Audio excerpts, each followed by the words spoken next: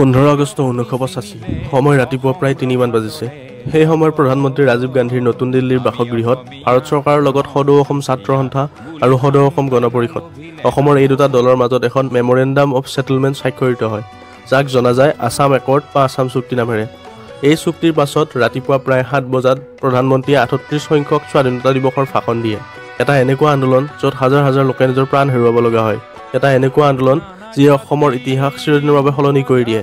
এটা এনেকুৱা আন্দোলন যিটো আৰম্ভও ছাত্ৰৰ দ্বাৰা হয় আৰু চলিলেও ছাত্ৰৰ দ্বাৰা আৰু অন্তও ছাত্ৰৰ দ্বাৰাই হয়, যাক ফেমাছ লীগ আসাম মুভমেণ্ট বা আসাম এজিটেশ্যন বুলিও জনা যায়।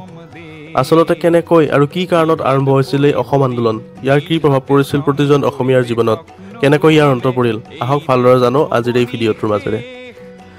1979 চনত মঙলদৈ লোকসভা সমষ্টিটোৰ সংসদ আছিল হীৰালাল পাটোৱাৰী। সেই বছৰৰ মাৰ্চ মাহতে হঠাতে তেওঁৰ মৃত্যু হ'ল।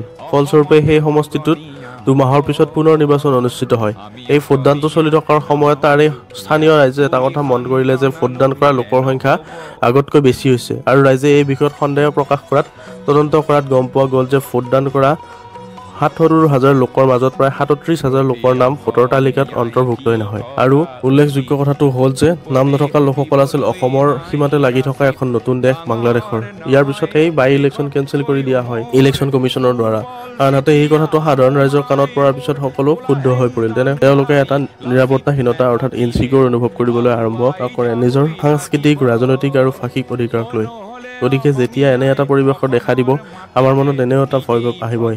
ইয়াৰে বিৰোধিতা কৰি 8 জুন 1979 চনৰ এটা 12 ঘণ্টীয়া বন্ধ ঘোষণা কৰা হয়।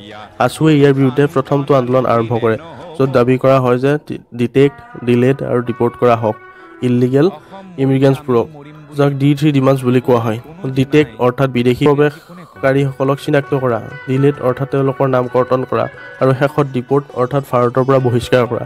এইটোৱেই আছিল অসম আন্দোলনৰ প্ৰথমটো প্ৰতিবাদ, য'ৰ পৰা 6 বছৰীয়া এটা দীঘলীয়া আন্দোলনৰ আৰম্ভণি হয়। ইয়াৰ বিপৰীতে এই প্ৰতিবাদসমূহৰ মাজতে চৰকাৰে 1980 চনৰ লোকসভা নিৰ্বাচন আয়োজন কৰাৰ যা-যোগাৰ আৰম্ভ কৰে। 2 ডিচেম্বৰ 1979 চনত চিফ ইলেকশ্যন কমিশ্যন কয় যে অসমত 126টা বিধানসভা সমষ্টিৰ ভিতৰত 110টা সমষ্টিৰ তালিকা সাজু হৈছে আৰু বাকীবোৰ তালিকা পিছদিনা সাজু হ'ব। ইয়াক বৰ্জন কৰিবলৈ প্ৰাৰ্থীয়ে মনোনয়ন পত্ৰ দাখিল কৰা সকলো ভোট গ্ৰহণকাৰীলৈ পিকেটিঙৰ ব্যৱস্থা কৰিছিল, অৰ্থাৎ প্ৰতিবাদ কৰিছিল। ব্ৰহ্মপুত্ৰ উপত্যকাত কোনো প্ৰাৰ্থীকে মনোনয়ন পত্ৰ দাখিল কৰিব দিয়া হোৱা নাছিল।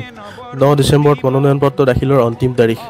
ৰাজ্যধানী চহৰ গুৱাহাটীকে ধৰি বিভিন্ন প্ৰান্তত চৰকাৰে সান্ধ্য আইন জাৰি কৰে। IG KPS গিলে আৰক্ষী বাহিনীক নেতৃত্ব দি এগৰাকী নেতাক মনোনয়ন পত্ৰ দাখিলৰ বাবে এস্কৰ্ট প্ৰদান কৰিছিল। বৰপেটা আছু ইউনিটৰ সাধাৰণ সম্পাদক 22 বছৰীয়া খৰ্গেশ্বৰ তালুকদাৰ এই মনোনয়ন পত্ৰ দাখিলত বাধা দিবলৈ গৈ পুলিচৰ গুলীত নিহত হয়। খৰ্গেশ্বৰ তালুকদাৰক অসম আন্দোলনৰ প্ৰথম শ্বহীদ হিচাপে সন্মান জনোৱা হয়, আৰু সেইবাবেই আজিৰ দিনত প্ৰতি বছৰে 10 ডিচেম্বৰ দিনটো আমি শ্বহীদ দিৱস হিচাপে পালন কৰোঁ। ইয়াৰ পিছত আন্দোলন আৰু দৃঢ় হৈ পৰিল। গোটেই অসমত ঠায়ে ঠায়ে প্ৰতিবাদ দেখিবলৈ পোৱা গ'ল। 1980 চনত 7 অক্টোবৰত আছুই আহ্বান জনোৱা বন্ধৰ সমৰ্থনত নেতৃত্ব দি থাকোঁতেই অনিল বৰাক আন্দোলনৰ বিৰোধিতাকাৰী লোকে প্ৰহাৰ কৰি হত্যা কৰে।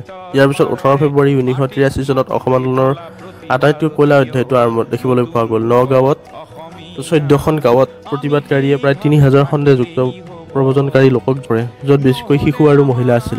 এই ঘটনাই সমগ্ৰ দেশকে ধৰি বিশ্বক জোকাৰি গ'ল, যাক আমি আজিৰ দিনত নীলি হত্যাকাণ্ডৰ ৰূপে জানো। ইমানখিনি হোৱাৰ পিছত অৱশেষত 1984 চনৰ মাজভাগত আন্দোলনৰ মুখ্য নেতা সকলো চৰকাৰে মাতিবৰ মাজেৰে ইয়াক অন্ত কৰিবলৈ 18 মাহৰ দীঘলীয়া নিগচিয়েশ্যনৰ অন্তত আছু আৰু সদৌ অসম গণ সংগঠন পৰিষদে আৰু ভাৰত চৰকাৰৰ মাজত বুজাবুজি হয়, আৰু 1985 চনৰ ৰাতিপুৱা 3 বজাত ঐতিহাসিক অসম চুক্তি স্বাক্ষৰিত হয়। চুক্তিখন স্বাক্ষৰিত কৰিছিল প্ৰধানমন্ত্ৰী ৰাজীৱ গান্ধীৰ উপস্থিতিত আছুৰ জেনেৰেল ছেক্ৰেটাৰী ভিগু কুমাৰ ফুকন আৰু প্ৰেছিডেণ্ট প্ৰফুল্ল কুমাৰ মহন্তই, সদৌ অসম গণ সংগ্ৰাম পৰিষদৰ জেনেৰেল ছেক্ৰেটাৰী বিৰাজ কুমাৰ শৰ্মা। আনহাতে চৰকাৰৰ প্ৰতিনিধিত্ব কৰিছিল RD প্ৰধান আৰু চিফ ছেক্ৰেটাৰী PR ত্ৰিবেদীয়ে। এই চুক্তি স্বাক্ষৰিত হোৱাৰ পিছত দীঘলীয়া 6 বছৰীয়া আন্দোলনৰ অন্ত পৰে, আৰু আন্দোলনৰ মুখ্য নেতাসকলে দলৰ গঠন কৰে অসম গণ পৰিষদ। 1985 চনৰ ডিচেম্বৰত যেতিয়া নিৰ্বাচন অনুষ্ঠিত হয়, তেতিয়া এই দলৰে নেতা প্ৰফুল্ল কুমাৰ মহন্ত অসমৰ নতুন মুখ্যমন্ত্ৰী হয়, আৰু অসমৰ হোম মিনিষ্টাৰ হয় ভৃগু কুমাৰ ফুকন। তেওঁক চিধা নেতাৰ পৰা এখন ৰাজ্যৰ নেতাৰ ৰূপে পৰিচিত হয়। যদিও আন্দোলনৰ অন্ত পৰিল আৰু অসম চুক্তি স্বাক্ষৰিত হ'ল, কিন্তু আজিও এই আন্দোলনটো যি কাৰণে আৰম্ভ হৈছিল তাৰ সমাধান পোৱা নগ'ল। যদি ভিডিঅ'টো ইনফৰ্মেটিভ পালে লাইক শ্বেয়াৰ কৰি দিব, আৰু যদি চেনেলটো ছাবস্ক্ৰাইব কৰা নাই এতিয়াই কৰি লওক এনেধৰণৰ ভিডিঅ' পাই থাকিবৰ বাবে। ধন্যবাদ। জয় অসম। আৰু নতুন অসমীয়াক